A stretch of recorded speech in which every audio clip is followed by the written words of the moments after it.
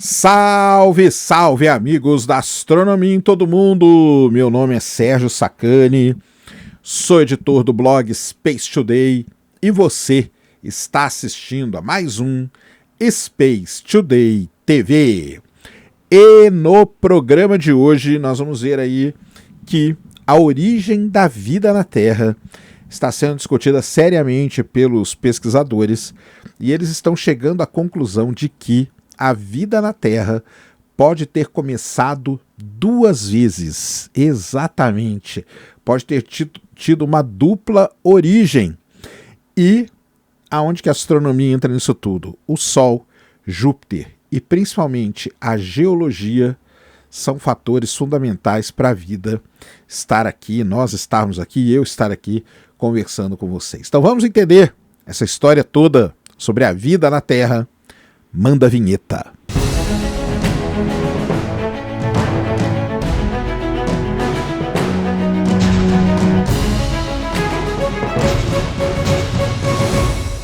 Muito bem, pessoal, vídeo novo aqui no canal. Antes do vídeo começar, você já desce aí, já deixa o seu like, já se inscreve no canal para você não esquecer durante o vídeo e para ajudar a causa da divulgação científica no Brasil. É o seguinte, pessoal, vá lá. O que eu quero que vocês façam hoje é o seguinte.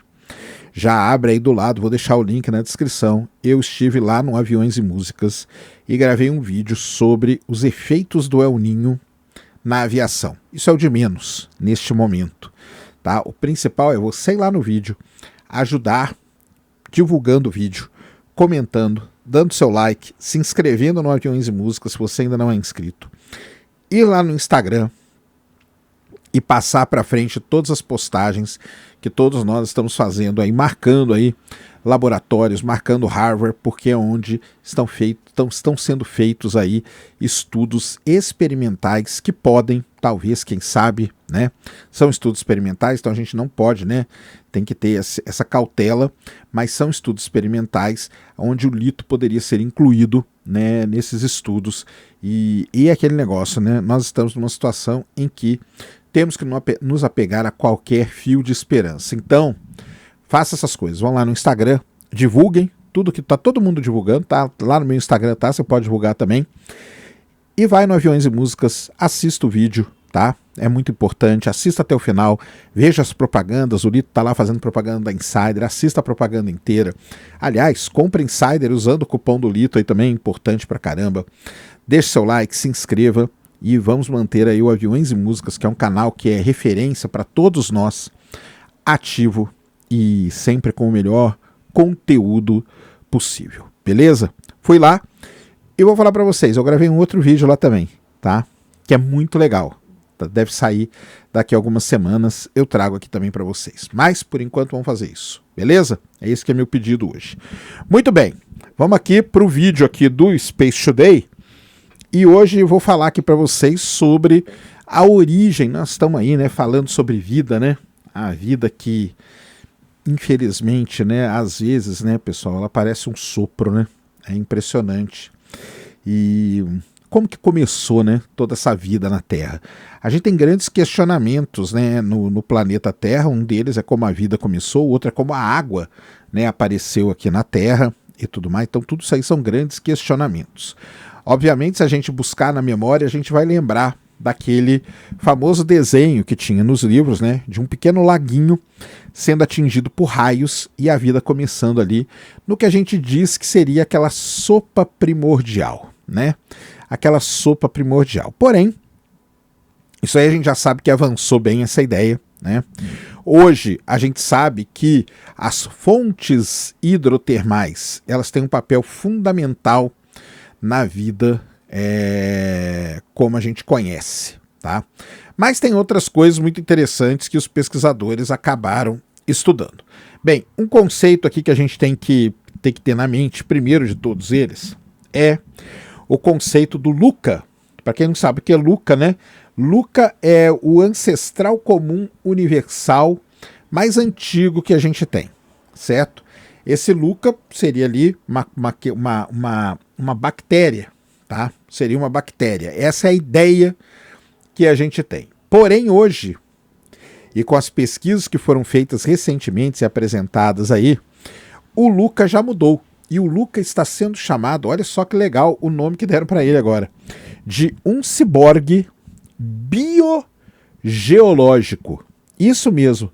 Por quê? Você sabe aonde que o Luca muito provavelmente esteve preso?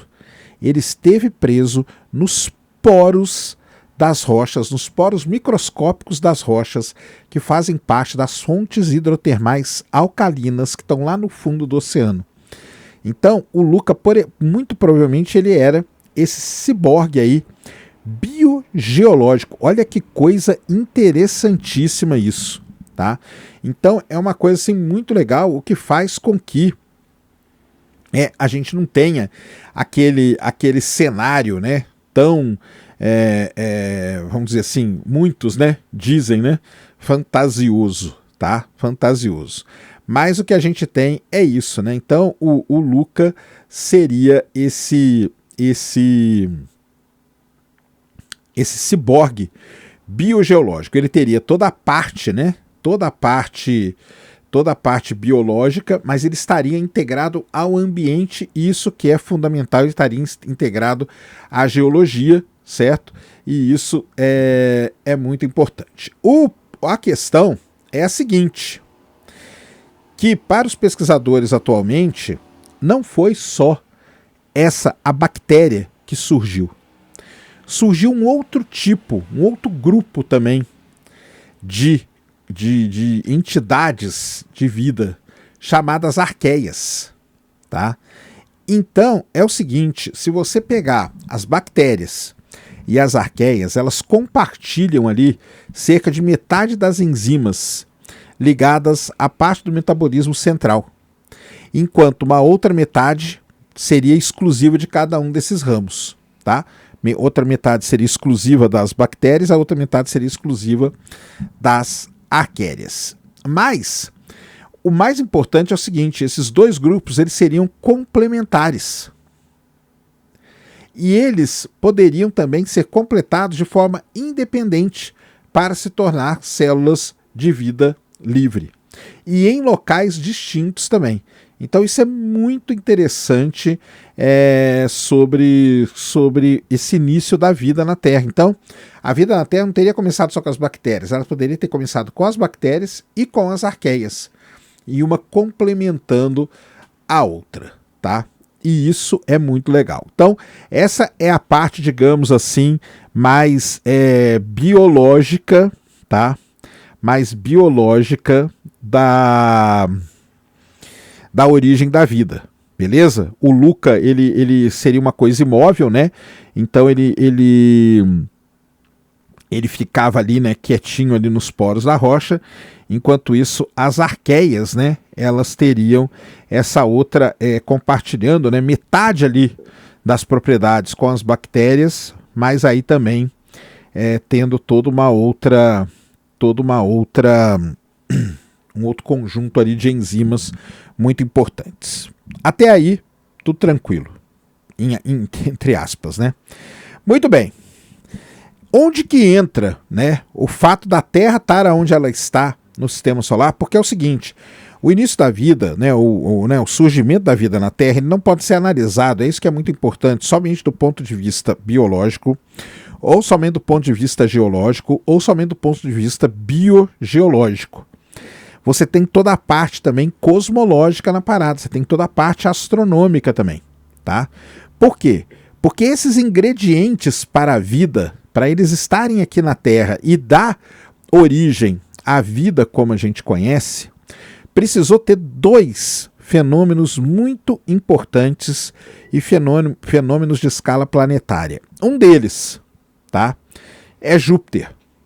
Júpiter serviu como uma barreira física muito importante que impediu a migração de elementos como fósforo e nitrogênio do sistema solar interno para o sistema solar externo.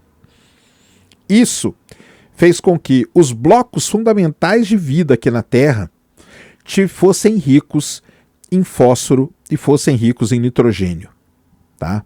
Alguns dos elementos mais importantes para a vida ter começado. Isso é um ponto. O outro ponto é a energia. Lembra que eu falei no começo que a gente tem aquela ideia de que raios bateriam numa lagoa e aí começaria a vida a surgir ali. Essa ideia está praticamente abandonada, tá? Porque esses raios eles não teriam energia suficiente para que isso pudesse acontecer. A gente precisava de uma fonte muito mais energética. E qual que é essa fonte mais energética? Essa fonte seria o Sol, tá? O Sol, exatamente por quê?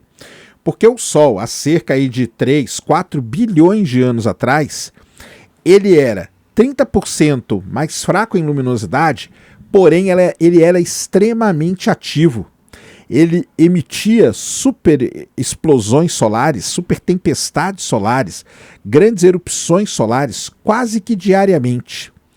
E isso, né, toda essa energia que vinha para a Terra, ela foi a responsável por gerar tudo isso que a gente conhece. Então, essa energia vinda do Sol, dessas super explosões que aconteciam praticamente todo dia, eram muito mais poderosas do que raios batendo ali nas lagoas. Tá? Então, os prótons, né, de alta energia interagiam com a atmosfera da Terra, que na atmosfera da Terra na época era uma atmosfera vulcânica, e isso produzia nitratos e aminoácidos de forma 1 milhão de vezes mais eficiente do que tempestades. Essa que é uma das grandes questões que a gente tem aí.